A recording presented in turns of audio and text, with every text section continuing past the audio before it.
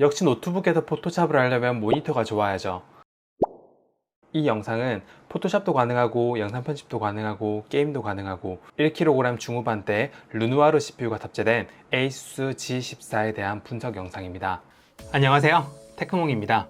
이번 영상에서는 요즘 가장 핫한 CPU가 탑재되어 있는 노트북에 대해서 리뷰를 해보려고 합니다.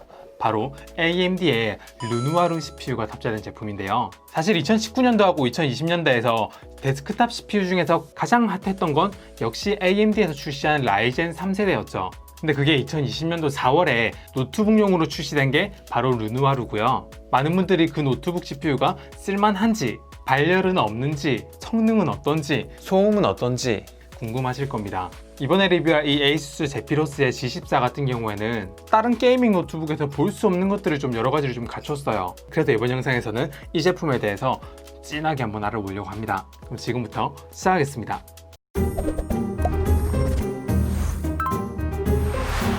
이 제품의 이름이 G14이니만큼 화면의 인치가 14인치짜리 모델이에요. 사실 게이밍 노트북에 14인치는 정말 흔하지 않거든요.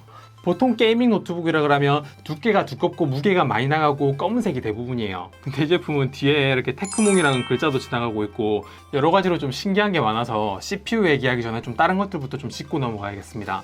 옆에 보니까 좀 특이한 점이 전원 어댑터가 중앙에 있네요. HDMI 2.0 단자고 오디오 포트는 뭐 그렇다고 쳐도 여기 있는 이 USB-C 타입 단자가 조금 재밌는 기능을 가지고 있습니다. 노트북을 충전을 할 수도 있고 디스플레이 확장도 가능해요.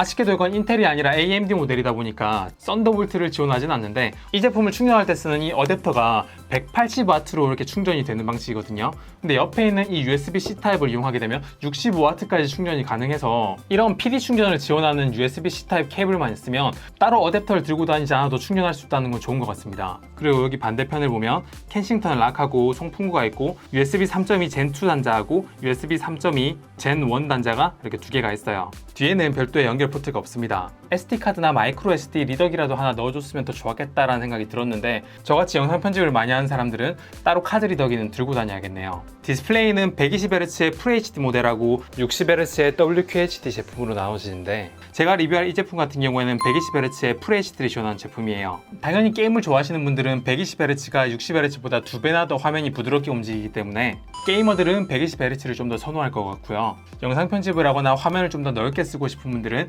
QHD의 60Hz를 사용하는 게 조금 더 나을 수도 있겠네요. 화면의 밝기는 최대 300니트고 120Hz의 300니트는 노트북 디스플레이 치고는 약간 평범한 편에 속하긴 하는데 이 제품의 색감이 진짜 훌륭합니다.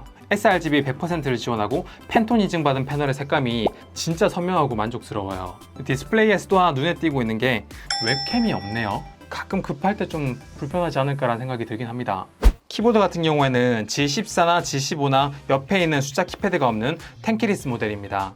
그리고 키 배열을 가만히 보니까 보통은 또 펑션 키하고 위, 아래, 좌우를 조합하게 되면 페이지업, 페이지 다운, 홈, 엔드 막 이런 식으로 만들어 놓기도 하는데 이 제품은 펑션 키로 어떠한 조합 키를 써도 홈, 엔드, 페이지업, 페이지 다운 이런 것도 없고 뭐 인서트 키도 지금 여기 안 보이네요. 사실 게임할 때는 필요 없는 거긴 한데 문서 작업할 때 그런 거 좀 쓰는 분들은 다소 좀 아쉬울 수도 있겠네요.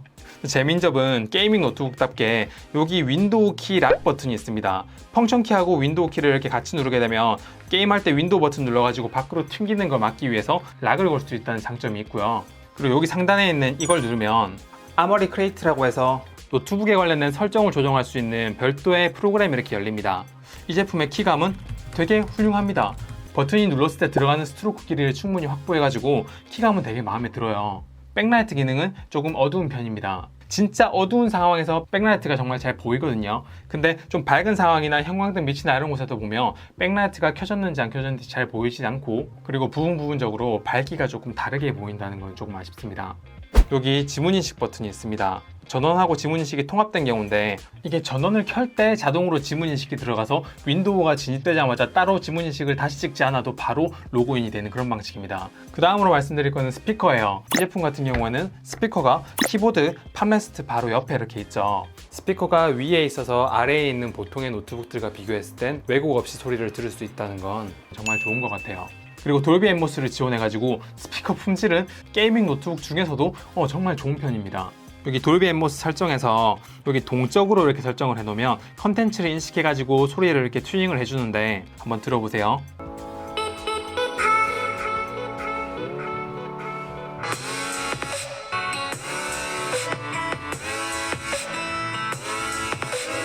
다만 이제 스피커가 앞에 있다 보니까 소리가 나고 있을 때 손을 노트북 위에 올리면은 떨림이 조금 전달되는 건 어쩔 수 없는 것 같습니다. 그럼 이제 본격적으로 이 르누아르 CPU에 대해서 조금 말씀을 드리도록 할게요. 이 제피로스 G14에 탑재된 CPU는 정확한 명칭이 4800HS예요. 코어가 8개, 스레드가 16개짜리 제품이에요. 보통 고사양 게이밍 노트북이라 그러면 코어가 6개, 스레드가 12개 이런데 얘는 8코어 16스레드라니 진짜 놀라운 것 같습니다. 노트북에도 이제 이런 시대가 왔네요. 그리고 4800HS는 4800H 모델에서 열 설계 전력이라 그러죠. TDP가 45W에서 35W로 10W 떨어뜨린 모델입니다. 그리고 이건 AMD에서 ASUS에 단독적으로 6개월 동안 공급하기로 한 그런 CPU예요. TDP는 쉽게 말하면 성능을 제대로 내려면 이 정도 수치의 발열 관리를 할 수 있는 시스템을 갖춰라 라는 거기 때문에 45W보다 35W가 조금은 발열이 낮을 거라는 기대를 할 수 있겠습니다. 사실 게이밍 노트북을 포함해서 노트북의 핵심은 발열을 얼마나 잘 관리하느냐거든요. 노트북은 이 좁은 공간에 CPU 그래픽카드를 포함한 진짜 열이 발생하는 것들을 그냥 때려 넣은 거기 때문에 안에 열이 제대로 관리가 안 되게 되면 컴퓨터가 고장나는 걸 막기 위해서 성능에 제한을 걸어버립니다. 그걸 이제 우리는 스로틀링이라고 부르거든요. 노트북이라면요, 특히 발열이 많은 노트북이라면 이 스로틀링이 안 걸리는 모델이 없습니다. 얼마나 덜 걸리냐, 이게 이제 핵심이죠. 그래서 뜨거운 공기를 배출을 얼마나 잘하느냐, 그게 설계할 때 중요한 건데, 이 제품 같은 경우에는 덮개를 열면 통풍이 잘 되도록 노트북 하판이 한 15mm 정도 들리게 돼 있네요. 커버를 열 때 들리는 제품들 보면 여기에 스크래치가 나는 경우가 많은데, 이 제품 같은 경우에는 별도의 미끌림 방지 및 보호 장치가 이렇게 돼 있어가지고 그런 걱정은 없겠습니다. 근데 이 발열 구조를 보려면 내부를 좀 살펴봐야 되기 때문에 제품을 좀 뜯어보도록 할게요.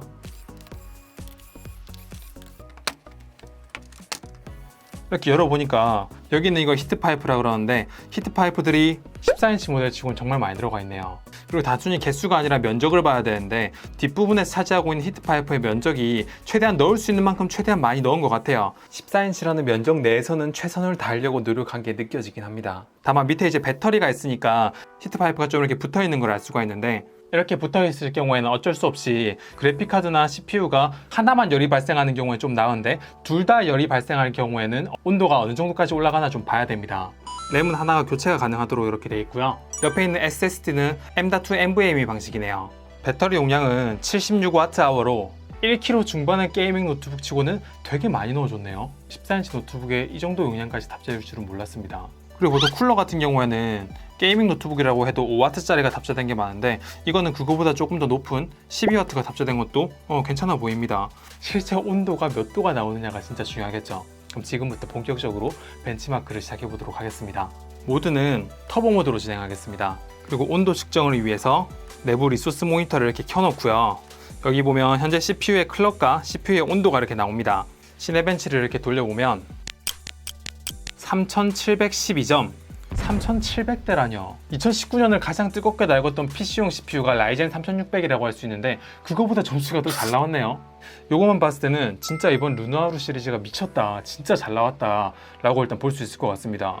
인텔에 있는 6코어 12스레드랑 점수가 비교가 안 돼요. 그거는 2000점대인데 이거는 3000점대 후반이잖아요. 근데 실제로 여러분들이 체감하실 때는 이 8코어 16스레드에서 나온 점수가 실제 나온 체감만큼 그렇게 뛰어나진 않을 수 있어요. 왜냐하면 이 코어와 스레드를 다 활용하는 프로그램들이 별로 많지가 않거든요. 8코어 16스레드를 제대로 활용하려면 여러 작업을 동시에 하는 멀티태스킹 할 때 진짜 제대로 활용이 될 것 같습니다. 그리고 온도를 한번 확인해 볼게요. 중간에 제일 뛰었던 온도를 보니까 77도 정도네요. 시네벤치 R20을 돌렸을 때 77도까지밖에 안 올라간다는 거는 정말 발열 관리 잘 되고 있는 거예요. 일단 CPU만 테스트했을 때는 시네벤치 R20 기준으로는 온도가 그렇게 많이 올라가지 않습니다. 이 시네벤치 같은 경우에는 CPU만 테스트를 하는 거고, 그래픽카드와 CPU가 둘 다 작동할 때 온도가 어느 정도까지 올라가는지도 확인을 해봐야 됩니다. 그럴 때 많이 쓰는 게 이제 3D마크라는 벤치마크 프로그램인데, 여기에 보면 CPU의 온도와 그래픽카드의 온도가 나오는 걸 알 수가 있죠. 이 온도가 지금 72도 이렇게 되는데 이게 몇 도까지 올라가는지 한번 봅시다. 근데 이거는 이 ASUS에서 만든 프로그램이 아니기 때문에 여기에 나와 있는 온도값하고 아모리 크리에이트에서 나오는 온도값하고 차이가 날 수가 있어요. 지금 90도가 넘어간 걸 알 수가 있죠. 90도가 넘어가고 나서 팬이 조금 빠르게 돌면서 온도가 70도로 다시 이렇게 떨어졌습니다. 자, 지금이 핵심입니다. 그래픽카드 온도가 충분히 달궈졌고, 지금 CPU 온도가 몇 도까지 올라가는지 봐요. 104도, 103도, 101도. 근데 온도가 되게 많이 올라갔는데 프레임은 60프레임 밑으로 잘 안 떨어지게 프레임 방어는 진짜 꽤 잘 되는 걸 알 수가 있어요. 자, 이 점수를 보시면 CPU 점수가 2342점이에요. 점수가 노트북에서 피직스 스코어가 2만 점이 넘는다는 거는 와 진짜 대단한 겁니다. GPU 같은 경우에는 1660 Ti보다 성능은 조금 떨어뜨리는데 발열을 좀 더 신경 쓴 게 맥스큐 버전이거든요. 이 제품 같은 경우에는 1660 Ti 맥스큐가 탑재돼가지고 그래픽 점수는 14042점이네요. 그리고 이 온도 그래프를 보시면 최대한으로 높게 올라갔을 때 온도를 이렇게 보니까 96도까지 올라갔네요. 이렇게 온도가 높게 올라가니까 CPU의 속도가 3600 정도로 이렇게 스로틀링이 걸려서 조금 떨어진 걸 알 수가 있죠. 온도가 한 85도 정도 넘어가니까 스로틀링이 걸려서 속도가 조금 떨어지긴 하는데 프레임 방어가 굉장히 잘 되는 편입니다. FPS 모니터를 통해 가지고 실시간으로 온도를 확인했을 때는 온도가 한 104도 정도까지 올라갔는데 제조사에서 만든 프로그램 기준으로는 96도까지 올라갔고, 사실 이 정도 온도 관리라면 온도는 좀 높다고 얘기할 수 있는데 그거에 비해서 스로틀링은 굉장히 좀 적게 걸리는 것 같습니다. 그러면 뭐 실제 게임에서는 온도가 얼마나 올라가는지 한번 좀 확인을 해봐야 될 것 같아요. 해상도는 1920, 1080에 120프레임에 16:9, 수직 동기화는 비활성화하고 그래픽 품질은 최상으로 해보겠습니다. 평균적으로 120프레임에서 130프레임 정도 나오는 걸 알 수가 있고요. 거의 죽을 뻔한 모습인데 어쨌든 이때도 온도가 90도가 좀 넘어가네요.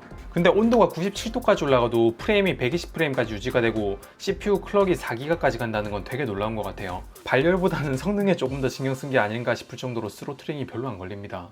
ASUS에서 제공하는 리소스 모니터를 확인해보니까 최대 온도는 98도까지 올라갔는데 그때 CPU 주파수가 4125MHz네요. 빨간색 그래프를 보시면 아시겠지만 온도가 올라가도 그렇게 성능이 떨어지지가 않습니다. 열화상 카메라로 온도를 좀 측정해보니까 디스플레이 앞에 공기가 배출되는 쪽에 온도가 조금 높게 나왔고 키보드 중앙 부분의 온도가 조금 높았어요. 50도 정도면 꽤 높은 편입니다. 그리고 본체 양쪽 끝에 이렇게 빨간색으로 표기가 된 걸 알 수가 있는데 이쪽으로 뜨거운 공기가 빠져나가기 때문이에요. 그래서 마우스를 올려놓은 손 쪽으로 뜨거운 바람이 좀 가는 거는 겨울엔 좀 따뜻할 수 있겠네요. 제가 앞서 모든 벤치마크 테스트들은 다 터보 모드 기준으로 했잖아요. 이 제품의 소음 테스트도 터보 모드 기준으로 측정을 해봤습니다. 지금 현대자동차하고 협업해가지고 설계할 때부터 소음 설계를 같이 하고 있는 파주에 있는 노이즈 센터 사장님을 모셔가지고 거기에서 사용하는 2천만 원짜리 장비하고 제가 가지고 있는 이 소음 측정기하고 한번 비교를 해봤어요. 와, 차이가 꽤 많이 나더라고요. 교정을 한번 하고 나서 소음을 한번 다시 측정해봤습니다. 사일런트 모드, 성능 모드, 터보 모드로 소음을 측정을 해봤고 그 결과는 이렇게 나왔습니다. 근데 제가 아까 일반 게이밍 노트북에 들어가는 쿨러 같은 경우에는 보통 5V를 사용하는데 이 제품 같은 경우에는 12V짜리 쿨러가 들어갔다고 얘기했잖아요. 12V 쿨러 치고는 소음이 너무 작은 것 같아가지고, 그리고 아까 온도도 좀 많이 올라간 것 같아가지고 진짜 여러 가지 시도를 해봤는데 그 원인을 발견을 했습니다. 바로 터보 모드에 쿨러에 속도 제한이 걸려 있었던 거예요. 보통 터보 모드라 그러면 가장 고사양 모드니까 당연히 쿨러도 제일 세게 돌아가서 가장 냉각이 잘 되는 모드라고 생각하기 쉬운데 아니더라고요. 매뉴얼 모드로 해서 쿨러 속도를 80도 정도 넘어가고 나서 이렇게 속도를 최대로 작동하게 하니까 소음은 훨씬 더 올라갔는데 그만큼 성능도 더 올라갔고 온도도 더 떨어졌습니다. 이 사진은 모드별로 3D 마크를 측정했을 때 점수 차이를 비교한 건데 이게 보기 깔끔하지 않으니까 제가 온도하고 소음까지 같이 넣어가지고 표로 이쁘게 정리를 하면 이렇게 됩니다. 당연히 사일런트 모드가 가장 점수가 낮고 매뉴얼 모드로 속도 제한을 풀었을 때 결과가 가장 높은 거야 뭐 당연한 건데, 사일런트에서 성능 모드로 갔을 때 소음은 5dB 올랐어요. 근데 성능은 1000점으로 꽤 차이가 많이 나거든요. 성능 모드에서 터보 모드로 한 단계 올리면 소음은 5.6dB 오르는데 성능은 그렇게 많이 안 올라갑니다. 오히려 CPU 온도만 엄청 올라가 버려요. 매뉴얼 모드는 터보 모드보다도 6.2dB나 더 높은데 성능은 더더욱 차이가 별로 안 납니다. 그리고 또 온도는 더 오르는 게 아니라 또 터보 모드보다 온도도 낮아요. 그래서 이걸 제대로 이해하셨다면요, 사실 이 노트북은 터보 모드가 약간 튜닝이 덜 됐다고 할 수가 있어요. 성능 모드 사용하는 게 훨씬 낫습니다. 성능 모드가 훨씬 더 조용하고 성능은 거의 차이 나지도 않는데 온도까지 훨씬 더 낮기 때문이에요. 참고로 이 온도는 FPS 모니터하고 하드웨어 인포 기준으로 측정됐을 때 이 정도 온도가 나왔고요. ASUS에서 제공하는 아모리 크레이트로 측정하니까 이거보다 조금 낮게 나왔어요. 사실 전 게이밍 노트북을 여러 가지 테스트 해보면서 100톤 넘는 제품을 워낙 많이 봐가지고 솔직히 이 제품이 온도가 높은 게 맞긴 맞지만 뭐 14인치 노트북 치고는, 그리고 온도가 올라간 것 치고는 스로틀링이 정말 적게 걸리는 편이라 성능 모드 기준으로는 발열과 스로틀링도 어느 정도 잡은 것 같습니다. 좀 더 정확히 말하면 발열은 있는데 스로틀링도 있긴 있는데 스로틀링이 꽤 적게 걸린다는 얘기예요. 가격은 제가 리뷰한 이 제품 같은 경우에는 한 180만 원대 정도 되고요. 뒤에 LED가 없는 모델은 가격이 좀 더 저렴하고 램이나 그래픽카드를 이렇게 조금씩 바꾸면 가격은 조금씩 달라집니다. 어쨌든 제품에 대해 더 궁금한 거 있으시면 댓글 달아주시고요. 이번 영상은 여기까지입니다. 앞으로도 좋은 영상으로 찾아뵐 수 있도록 하겠습니다. 영상 괜찮았으면 구독, 좋아요 눌러주세요. 감사합니다. 테크몽이었습니다.